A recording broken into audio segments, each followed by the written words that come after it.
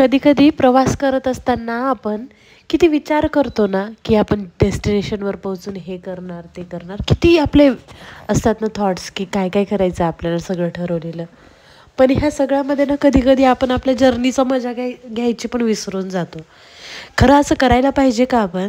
कारण ॲक्च्युली जेव्हा डेस्टिनेशनवर पोहोचतो आपल्याला तेव्हा कळतं की यार आपण काहीतरी मिस केलं.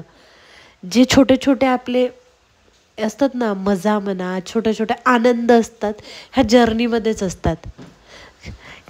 तर अशाच गोष्टी असतात ज्यावेळेस आपण कुठे प्रवासाला निघतो. म्हणून प्रवासाला निघाल्यानंतर, कुठल्याही प्रवासाला निघाल्यानंतर प्रवासाचा पण आनंद घ्या, ना की फक्त पोहोचण्याचाच आपल्या ज्या डेस्टिनेशन ठरवलेली आहे. असंच आज सहज विचार आला आणि जुना एक व्हिडिओ होता ते करायचा होता, तर म्हटलं चला चालू करू. तर आम्ही थांबलो होतो इगतपुरीला, जसं की तुम्हाला माहितीच आहे, 3 पार्ट तुम्ही पाहिलेत राईट. आता आम्ही जाणार होतो त्र्यंबकेश्वरला. 12 ज्योतिर्लिंगापैकी एक ज्योतिर्लिंग म्हणून त्र्यंबकेश्वर ओळखलं जातं. पण त्र्यंबकेश्वरला पण आता इतकी गर्दी व्हायला लागली, हे आम्हाला माहितीच नव्हतं. आम्ही होतो त्र्यंबकेश्वरपासून खूपच जवळ.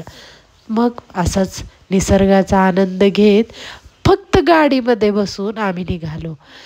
नाशिक ह्या भागाला, जसं की मी पूर्वी बरेच वेळेस माझ्या व्हिडिओमध्ये सांगितलं, की निसर्गाचं असं सौंदर्य ओथंबून वाहतं इथं. निसर्गानं त्याच्यावर सौंदर्याची उधळण केलेली आहे नाशिक जिल्ह्यामध्ये. कारण इतक्या सिनरीज, इतके सुंदर सुंदर डोंगर, हिरवळ नाशिकमध्ये पाहायला मिळते. जसं की म्हणतात सह्याद्रीचा काही भाग इकडे पण असल्यामुळं हे पण जे डोंगर आहेत ते खूपच सुंदर दिसतात. सोबतच पावसाळ्याची थोडी चाहूल असल्यामुळे हिरवळ पण तेवढीच भारी आहे. मग काय, प्रवासाचा आनंद घेत आणि मुलासोबत असं एन्जॉय करत आणि सगळे फ्रेंड्स आम्ही निघालो त्र्यंबकेश्वरसाठी. खूप दिवस झाले त्र्यंबकेश्वरचं दर्शन नव्हतं घेतलं, म्हणून म्हटलं ह्या ट्रिपमध्ये आपण जाऊ तर दर्शन करूनच येऊ. मग काय, स्वारी निघाली आणि पोहोचेपर्यंत आम्हाला भरपूर वेळ झाला. सकाळी निघायचं लवकर होतं, पण थोडा वेळ करत करत करत लेट झालंच. असंच राहतं, कुठे गेलोत ना ती जागा सोडायलाच वेळ लागतं. आणि ठरवतो आपण जायचं लवकर, पण त्या काही वेळेला जमत नाही. असंच काहीसं आमच्यासोबत झालं. तुम्ही पण असंच कधी कुठे प्रवासाला गेला आणि आपल्या डेस्टिनेशनचा विचार करत राहिला, असं होतं का? सांगा कमेंट सेक्शनमध्ये. मी आता सध्या काय बोलते ना मला समजत नाही आहे, पण मला ना हे निसर्ग, हे व्हिडिओ, हे सगळं मला खूप आवडतं. काहीच मला ना तुमच्यासोबत शेअर करायचं असतं, मला बोलायचं असतं. मला बोलायला माणसं लागतात राव, पाहिजे मला बोलण्यासाठी कोणी ना कोणीही या माझ्यासोबत बोला. मला बोलायला खूप आवडतं आणि त्यातलाच हा भाग आहे की मी तुमच्यासोबत व्हिडिओ या म्हणजे ऑडिओ, ज्या काही गोष्टी मी शेअर करत असते. खूप आवडतं हे मला. आणि आवडीचं काम करायला आपल्याला सवडही मिळते आणि आनंदही तितकाच मिळतो. स्वतःचा आनंद अशा छोट्या छोट्या गोष्टीतून आपण शोधायचा असतो. असाच एवढा लांबचा प्रवास करून, म्हणजे थोडा कमीच पुण्यापेक्षा, आम्ही पोहोचलो त्र्यंबकेश्वरला. आणि तिथे गेल्यानंतर माहिती झालं पार्किंगसाठी दुसरीकडेच जागा आहे. मग काय, पार्किंगची जागा शोधत आम्ही आणखी पुढे निघालो. गावामध्ये आल्यानंतर तिथली एक पावती फाडावं लागते, 20 का 30 रुपयाची काहीतरी आहे. ती पावती फाडून परत पुढे जायचं. वातावरण असं मस्त होतं आणि पार्किंगसाठी एका ठिकाणी आम्हाला जागा दिसल्या. पोलिसांचा चांगला बंदोबस्त होता, पण भाविकांची मंगळवार असून सुद्धा एवढी गर्दी होती, विचारच नव्हता केला आम्ही. आम्हाला काय वाटलं होतं की सोमवारी खूप गर्दी असेल, आपण मंगळवारी जाऊ. पण नाही, लोग भी अब बहुत स्मार्ट हो गए, सब लोग आ रहे हैं मंगळवार को. म्हणजे असं ऑड डेलाही येतात लोक, असं नाही की सॅटर्डे संडेच. मग काय, पोहोचलो आणि पार्किंगला गाडी लावायची ठरवलं.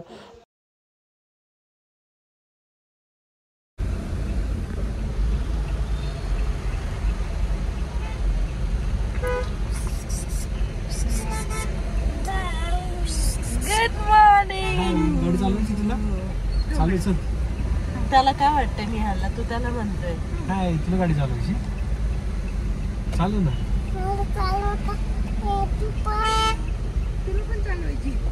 मग काय, आम्ही निघालो समोर पार्किंगला लावण्यासाठी गाडी.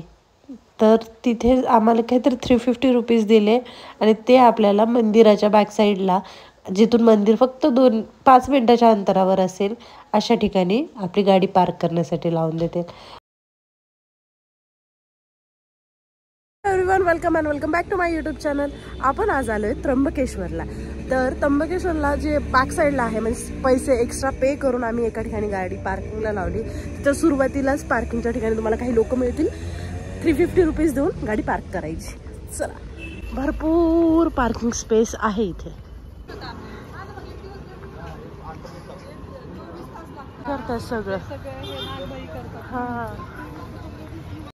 तर आम्ही बॅक साईडला जिथं नारायण नागबळी वगैरे करतात ना, त्या एरियामधून निघालो. कारण यापूर्वी मी आली होती इथे, तर मला तो एरिया थोडा माहिती होता. फुलं घेतली मस्त. हे घे मग, फुल पकड. हे आपलं.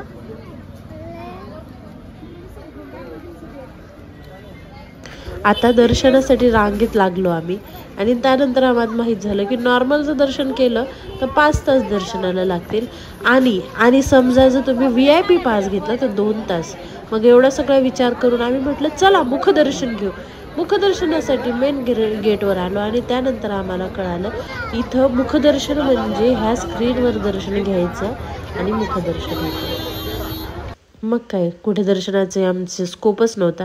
मंदिराच्या बॅक साईडला गेलो, तिथे असं एक मंदिर होतं महादेवाचं. तिथेच फुलं अर्पण केली आणि फोटो काढले थोडेसे. आणि मागे जे तळं होतं जिथं मला यायला खूप आवडायचं, त्या तळ्यावर येऊन ह्या फिशला पाव आम्ही दिलं.